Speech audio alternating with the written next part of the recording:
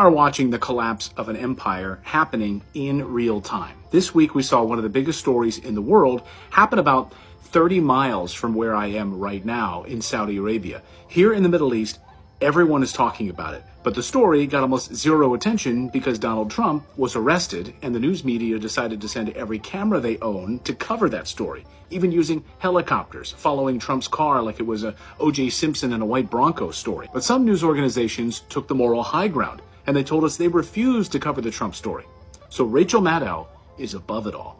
But did she cover the biggest story in the world? Nope. Instead, she spent actual minutes telling us why MSNBC is a great news organization. Is making remarks tonight from his home in Florida. It is just getting started. So far, he's just giving his normal list of grievances. We don't consider that necessarily newsworthy, and there's a cost to us as a news organization of knowingly broadcasting untrue things. So instead of covering real news, they spent time telling us how great they are.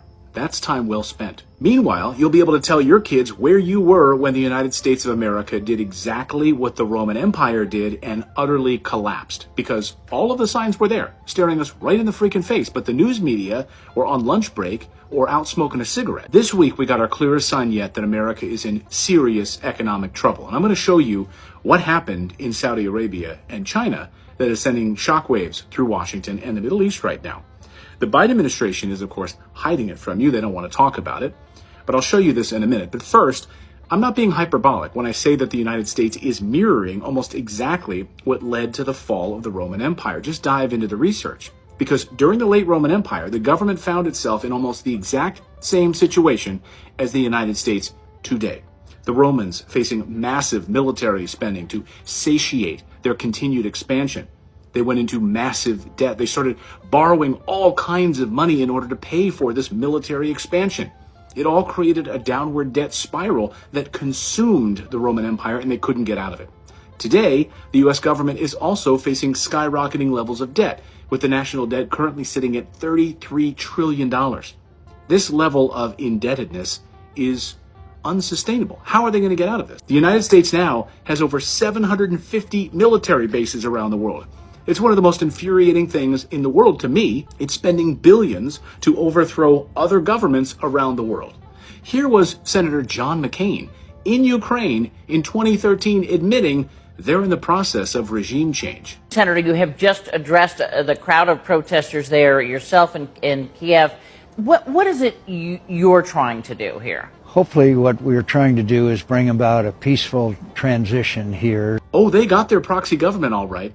So the U.S. has massive military expansion by installing our own proxy governments and military bases around the world, but don't call it an empire. But it's the same thing as the Romans, just with a different name. Another factor that contributed to the decline of the Roman Empire was the debasement of the currency.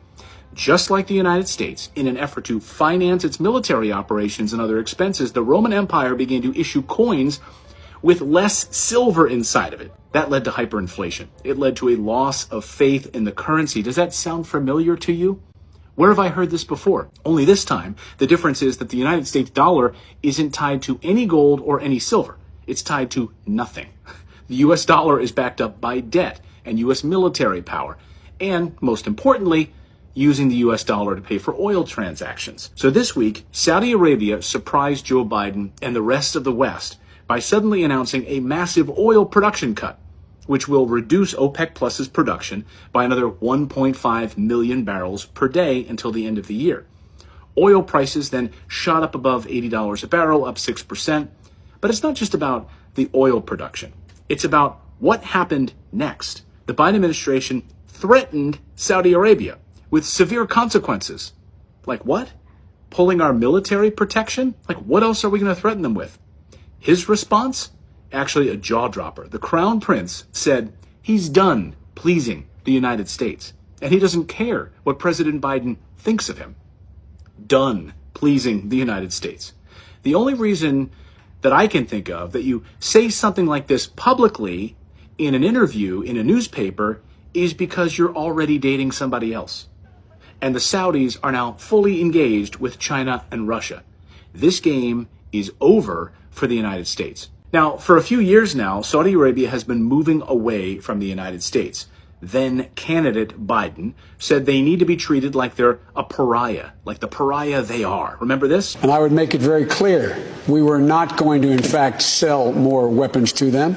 We were going to, in fact, make them pay the price and make them, in fact, the pariah that they are. But then suddenly we needed cheap oil, and Biden flew over to the kingdom to kiss the ring of the crown prince. It was embarrassing. And then this moment happened. Reporters at that meeting yelled out, "Hey, Mr. President, is Saudi Arabia still a pariah?" Just watch the crown prince laugh about it during that question. President Biden, is Saudi Arabia still a pariah? President Biden.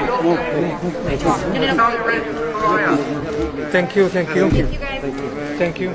Now, we've relied on them for their oil reserves, and they relied on us for our military protection. It's been a mutually beneficial relationship, but that's all changing now. They're starting to look beyond the United States for allies and are forging closer ties with countries like China and Russia. So what does this mean for the United States? Well, for starters, it means we're going to lose a boatload of money. Saudi Arabia is one of the world's largest oil producers, and we've been buying their oil for years. They start selling to China and Russia instead, and now we're going to have to pay more for our oil. Just sitting here in this port, watching the Saudi Arabian oil barges leave port and go out. It's an amazing sight to behold. So that's going to hit the American consumers very, very hard, as everything from gas prices to heating bills will go up. But it's not just oil prices that will be affected. Saudi Arabia is also a major investor in the United States. They own a lot of our debt, and they invest heavily in American companies. If they start pulling their money out of the United States, it's going to hurt our economy. It's already happening. Just look at the inflation numbers.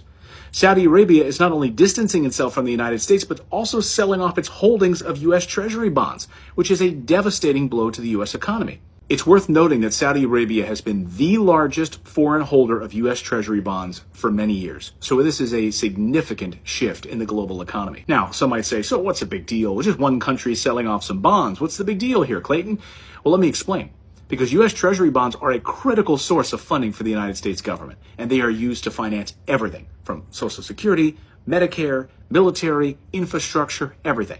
And when a country like Saudi Arabia sells off large amounts of these bonds, it puts downward pressure on the prices, which means that the United States government now has to pay higher interest rates to attract new buyers. This can increase the cost of borrowing for the U.S. government, which can in turn lead to higher taxes, inflation, even a massive recession, which we are facing right now. And right now, China, Russia, and Saudi Arabia are dumping massive amounts of U.S. debt. If they won't finance our massive debt, then who will? Who's going to step in? Who has money? So why this week? Why did all of this happen now? Because follow the money. The U.S. dollar is dying, and America's power is dying. China's new partnership with Russia has grown even further. China mediated a new era of peace between Iran and Saudi Arabia. Just look at these guys, shaking every hand they have in one big Chinese noodle salad. I don't see Biden's hand in there between Iran and China and Saudi Arabia. The U.S. has been trying to create havoc between these countries, but they're not having it. In fact, exports of oil and precious minerals have dramatically shifted away from the United States to one another, to these new partnerships. The United States has been using its control over the dollar to weaponize its economic power, using sanctions against China, Iran, and Russia, trying to pressure other countries to comply with its foreign policy goals. The sanctions show just how desperate the United States is to try and replace dependence on Russia and China for all of our minerals and our manufacturing. We are sitting on mountains of uranium, lithium, gold, oil, and yet we don't have the infrastructure to pull it out of the ground. Last week, the head of the European Union Commission, Ursula von der Leyen, admitted the truth about our reliance on China and Russia for minerals and resources. It was a pretty big admission moment. Listen. We know this is an era where we rely on one single supplier, China, for 98% of our rare earth supply, 93% of our magnesium, 97% of our lithium, just to name a few. And literally on the same day that she made that statement, Ford Motor Company admitted it's spending billions to team up with China to mine minerals for its electric cars. This is how bad it's gotten, guys. The New World Order unfolding right before our eyes. The United States loves to try sanctions first, and if those don't work, they go to war next.